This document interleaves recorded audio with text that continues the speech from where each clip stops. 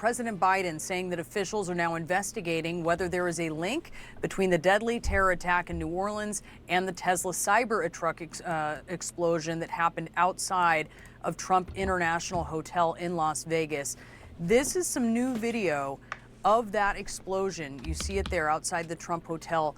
The driver of that vehicle was killed, 7 others were injured, and we now know that that Cybertruck was rented in Colorado. We are learning from our John Miller that according to multiple law enforcement officers, this person who died in this attack, the driver of the Cybertruck, has a military background. Now, wait, what the hell? Authorities say they do know the So there was someone in there. name of this driver, but they are not releasing this person's identity until they notify the next of kin. But they did say that this person rented the Cybertruck in Colorado via Turo, drove the Cybertruck down to Las Vegas, and was in Vegas for about an hour before it pulled in front of Trump Tower in the valet area when that explosion happened. We were able to see video that they released that shows the explosives that were contained inside. Right there you can see the Tesla bed, the Cybertruck bed. And some of those explosives included fireworks, gas tanks, and camping fuel. And all of that was connected to a detonation device that was controlled by the driver. Now, what's incredible that the sheriff pointed out is that the explosion was really contained to the Cybertruck because of the way that the Cybertruck is built. Accordingly, apparently, the explosion went upwards, not outward. And so none of the glass at the Trump Tower was broken. 7 people were injured with minor injuries, but all of them are okay and they have been released from the hospital. Now, Las Vegas police believe this was an isolated incident. They are not willing to say at this point that it is connected to the New Orleans incident, but they are investigating. And it is unusual that both drivers did use the Turo app to rent those cars. So obviously this is part of the investigation. We did really receive a statement from Turo tonight that says they're cooperating. They also said that neither of the drivers had a criminal background that would alert them as a security threat. Brianna? Yeah, lots of questions here. Veronica, thank you for that. With us now, former FBI Deputy Director Andrew McCabe. We have former Assistant Secretary of Homeland Security Juliette Kayyem and former Boston Police Commissioner Ed Davis with us. Andy, you have President Biden confirming tonight officials are investigating whether there's a link between these 2 attacks. So we've talked about some of the similarities. What are the things you're looking at that could point in that direction? Well, so far, Brianna, we have 2 not necessarily relevant similarities, right? We know they both went to the same rental car agency, essentially this online service that facilitates private citizens leasing their own or renting their own cars to people. So they both use that same service.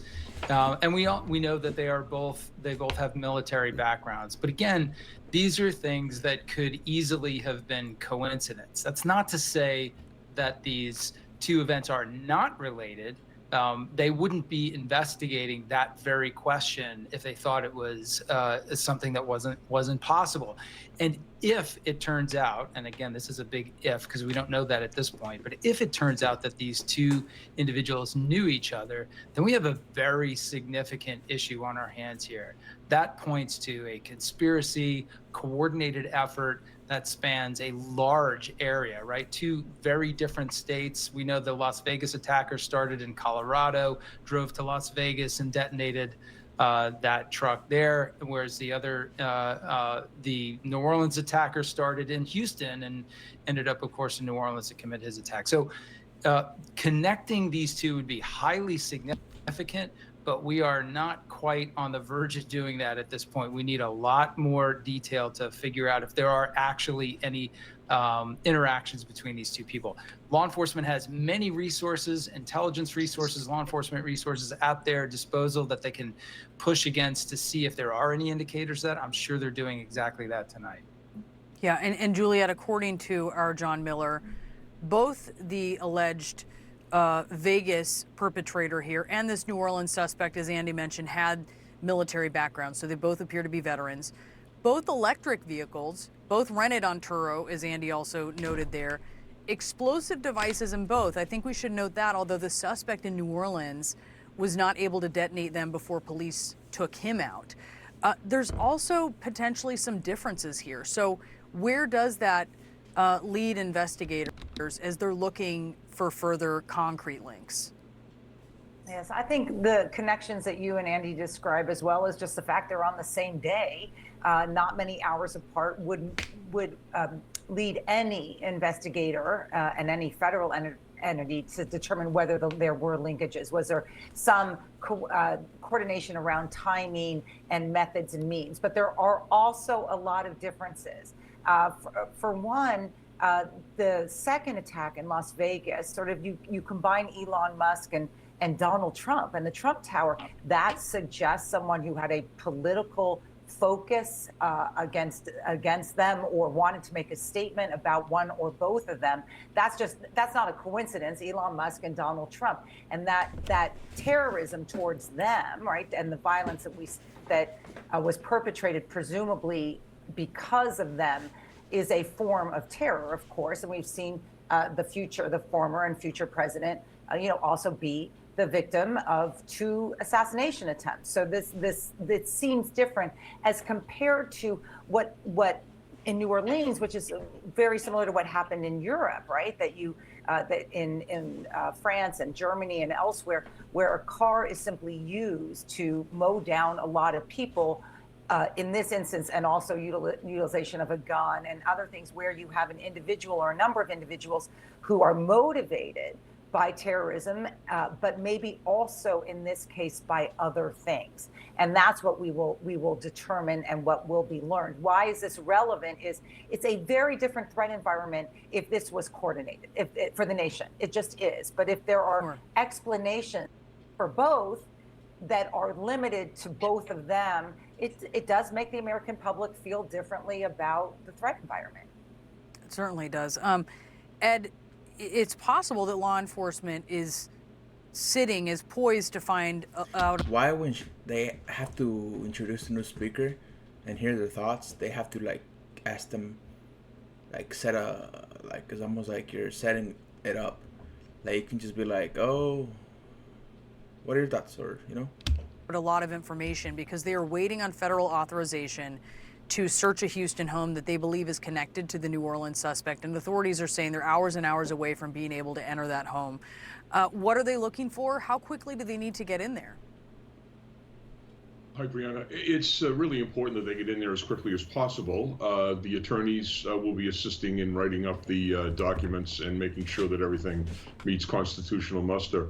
And that can be done fairly quickly. I'm sure that overnight there's going to be leads that are developed. In every case that we have, the investigators work around the clock to make sure they're getting everything that they can. And I was often awoken at 3, 4, 5 o'clock in the morning with the latest information. So all of that is in process right now. And my colleagues have said exactly the right thing. It is critically important that the investigators run down this potential link and also look at social media, look at any writings that they're going to find, and importantly, look at who his circle of friends are and acquaintances, people that he's been in contact with, and that information will come from the house. And then you can just very slowly and methodically go through each one of these individuals and question them. The other thing it's important in this case is it is such a high-profile case that anybody who had contact with this man will be reporting things to the authorities, and I think that's where we get a lot of our leads in a case like this. And Juliet, the New Orleans. Sorry, go on. Oh, I'm sorry. I think I heard feedback and thought you were chiming in there, Juliet. I do want to note the New Orleans suspect made this series of videos talking about joining ISIS, also wanting to kill his family. He had an ISIS flag with him. Now we do have these questions of whether there are some connections. Do you expect that we are going to learn that there were big red flags before this attack? I think so. Part of it is going to depend on 2 things. One is the radicalization process. There's lots of, was it relatively quick? Honestly, it seems like what we know now, it was relatively quick, so that there might not be lots of tentacles to investigate. It may be also ISIS took advantage, or ISIS took advantage of.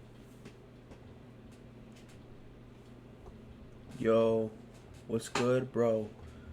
Thanks for the follow. a person who was searching for a cause to reflect his anger that he clearly had against his family. So when we say ISIS, there's a lot, or connections to ISIS, there's a difference between ISIS directed, which we saw in Paris or Berlin or elsewhere, and ISIS inspired, someone who is just finding meaning. It makes a huge difference for our purposes in terms of what are ISIS's plans here. Are they now launching another wave in Western cities and Western European cities as well as the United States? And so and it goes to the most important thing, What do you mean? which is New Orleans safe now, or is Las Vegas safe now? They are, again, going to hold a major event tomorrow night. I think they should. They will increase security there. Whether this is a person who felt that they needed to do this because they were motivated by the language and violence of ISIS as compared to directed, that's a very significant difference for the victims and for the city of New Orleans right now.